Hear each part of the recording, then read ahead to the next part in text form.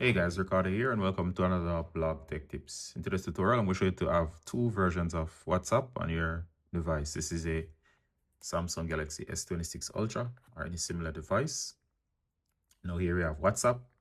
As you can see, there's only one instance installed, which is this one.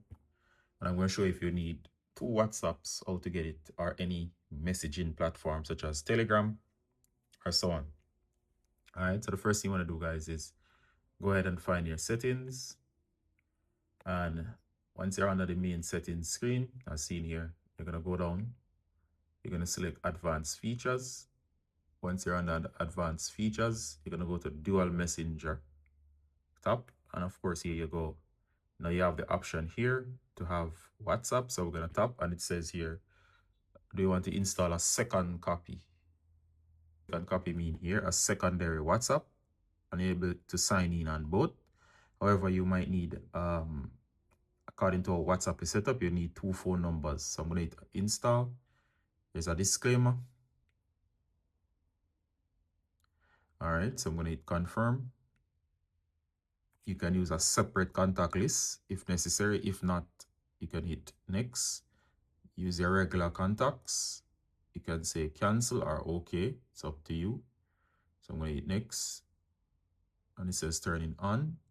And as you can see now, it says that the dual messenger is on. The compatible apps will show up here. So you can be done with Telegram, you can be done with WhatsApp. We can exit. Once we exit, guys, here we go. This is the other one. So this is your primary, which is the usual one. And this is the secondary.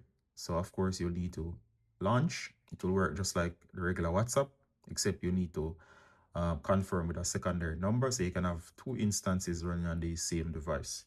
All right. So that's how to have a secondary WhatsApp.